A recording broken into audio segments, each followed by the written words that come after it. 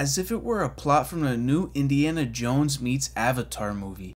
Once thought to be just a mythical city from the Mahabharata, has now been located and proven to not just be a myth or legend, but a fact. Today on Infinite History, we will explore this monumental discovery. A moment that would change the archaeological timeline as we know it, and the inherent evidence for advanced societies with incredible sophistication here on Earth. This city dates back over twice as far into our past as the Sumerian culture. Across the globe, there is no doubt we have an immense amount of lost civilizations under the ocean from over 10,000 years ago. And the discoveries such as this one of a once thriving city in the Gulf of Kambat provides us with irrefutable evidence of an advanced culture that once inhabited this area, only to be hidden within the ocean and sands of time.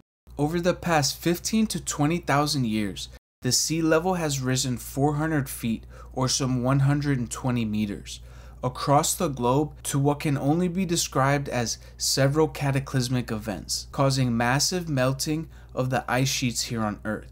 These water events scientists have termed meltwater pulse 1A, 1B, and 1C, and depict these almost sudden and immediate moments where massive amounts of rising in sea level occurred, providing us with the evidence that correlates with these massive cataclysmic events that would sweep many coastal civilizations into lost cultures now underwater.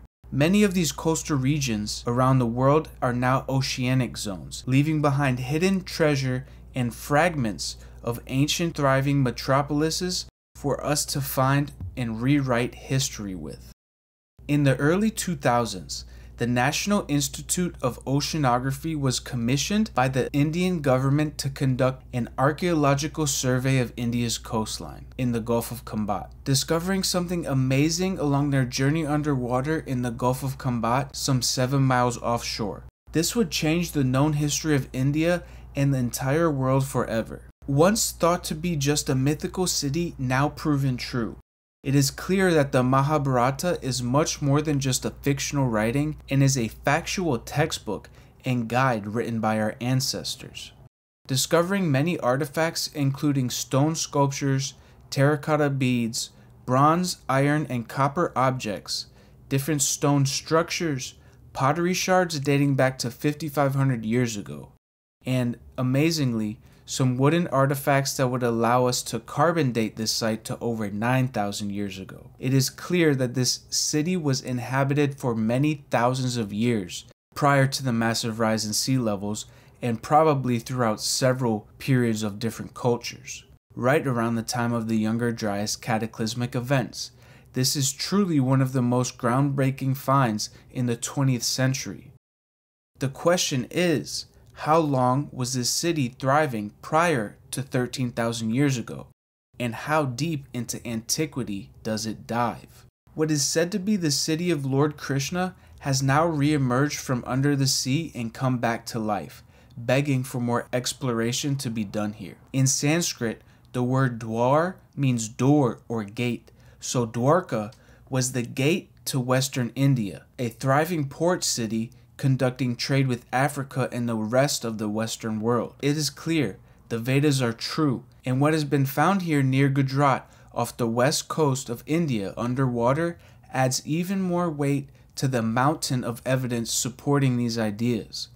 With the discovery of Göbekli Tepe, Karahan Tepe, and 13 other sites in Turkey dating back to over 13 to 14,000 years ago, we now must open our minds to this knowledge and extension of scientifically sophisticated human timelines and the civilizations prior to these cataclysmic events some 13,000 years ago, as we now search with more intention across the planet for other lost civilizations prior to the Younger Dryas cataclysms 12,900 and 11,700 years ago, which clearly wiped out a highly advanced culture from across the entire planet, coincidingly caused these 3 meltwater pulses and rising of the oceans 400 feet, sweeping coastal cities into underwater treasures for us to find.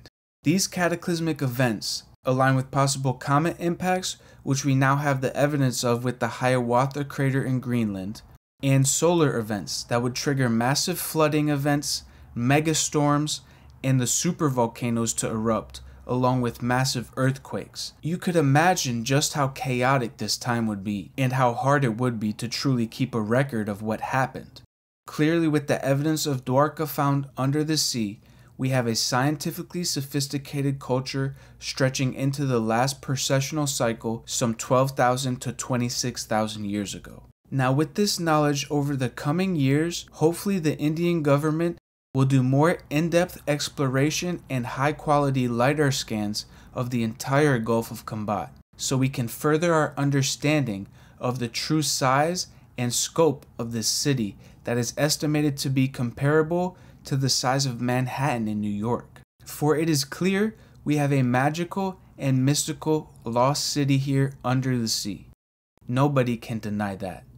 As we gather a better understanding, we can ask better questions, which allows us to gain more knowledge of these areas and continue to ask more detailed and informed questions that allow us to fully travel on our quest to the truth of our ancient past. Thanks for tuning in to this episode of Infinite History. Would you travel to India and explore these ancient sites and lost cities? Leave your answers in the comments below. If you enjoyed the vibes, please subscribe and throw us a like on the video to help boost this knowledge in the algorithm.